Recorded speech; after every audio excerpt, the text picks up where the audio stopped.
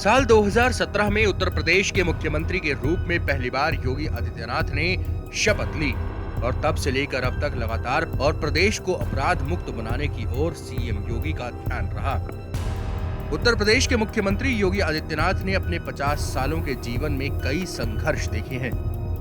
संन्यास लेने के बाद के जीवन में इन संघर्षों ने नया रूप लिया। एक बार को तो कुछ ऐसा हो गया था कि बात योगी आदित्यनाथ की जान पर भी बनाई थी। वो साल था 2008 का और जगह थी जिला आजमगढ़। योगी के ऊपर यहीं पर हमला हुआ था, जानलेवा हमला। ये हमला क्यों हुआ, कैसे हुआ, किस मकसद से हुआ और कैसे योगी मौके से बचकर निकलने में कामयाब हुए थे, ये आपको हम तफसील से बताते हैं।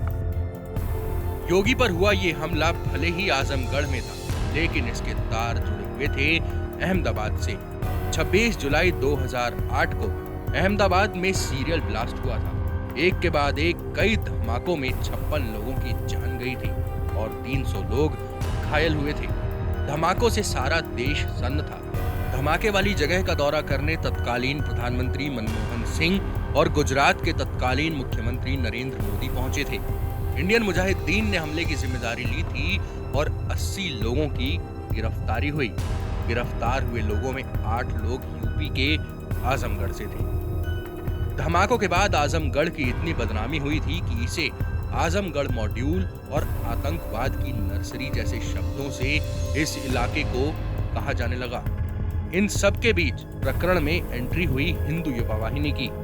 ये वही संगठन है जिसके सर्वे सर्वा है योगी आदित्यनाथ। हिंदू युवा वाहिनी ने आजमगढ़ में रैली बुलाई। रैली की तारीख तय की गई 7 सितंबर 2008। रैली के लिए आजमगढ़ के डीएवी कॉलेज के ग्राउंड को फाइनल किया गया। इस रैली को आतंक विरोधी रैली के नाम से बुलाया गया। रैली को मंजूरी देने में प्रशासन पहले आनाकानी कर रहा था। मंजूरी नहीं मिल रही थी, लेकिन बाद में मंजूरी भी मिल गई। हिंदू युवा वाहिनी ने रैली की पूरी तैयारी की। अब आया रैली का दिन। रैली के लिए गोरखपुर के तत्कालीन सांसद और गोरक्षपीठ के महंत योगी आदित्यनाथ 40 गाड़ियों का काफिला लेकर आजमगढ़ के लिए रवाना हुए। योगी पहले एक गेस्ट हाउस में रुके। गेस्ट हाउस में हुई बैठक में योगी को बताया गया कि माहौल ठीक नहीं है। ऐसे में प्लान में बदलाव हुआ और योगी की गाड़ी बदल दी गई। पहले योगी 7वें नंबर की गाड़ी में बैठने वाले थे, लेकिन बाद में उन्हें पहली गाड़ी में बिठाया गया।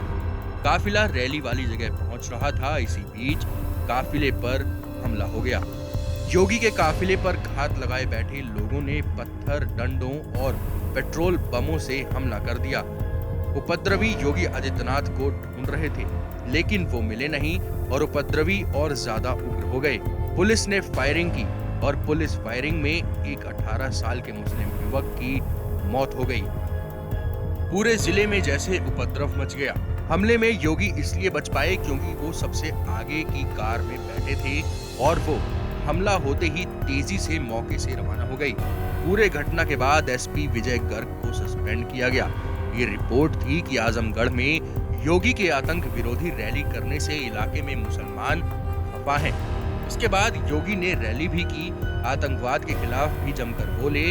आपको बता दें कि आजमगढ़ में हुए योगी पर हमले का आरोप मुख्तार अंसारी पर भी लगा था। कहा गया था कि मुख्तार अंसारी ही इस हमले के मास्टरमाइंड थे। हालांकि कभी यह साबित हो नहीं पाया। वक्त का पहिया घूमा है। आज योगी के हाथ में सूबे की कमान है और उनके राज में कानून व्यवस्था ऐसी सख्त है कि आतंकी यहाँ से दुम दबाकर भाग रहे हैं। अलगाववादी और दंगा कराने वाले तत्व छिपे फिर रहे हैं। मुख्तार अंसारी जैसे गैंगस्टर और बाहुबली योगी आदित्यनाथ के नाम से खौफ खाते हैं। योगी राज में अब बाहुबली, गैंगस्टर और अपराधियों की अवैध संपत्तियों पर बुलडोजर चलाए जा रहे हैं। उनका रुतबा खत्म कर दिया गया है। अपराधियों में योगी का इतना भय है कि वे अब खुद थाने पहुंचकर सरेंडर कर रहे हैं। Times now Navbharat digital originals की रिपोर्ट। खबरों के पीछे की खबर पहुंचाते हैं हम, आपकी आवाज को मुद्दा बनाते हैं हम। टाइम्स नाउ नवभारत को YouTube पर लाइव देखिए, सब्सक्राइब करिए और बेल आइकन जरूर दबाइए।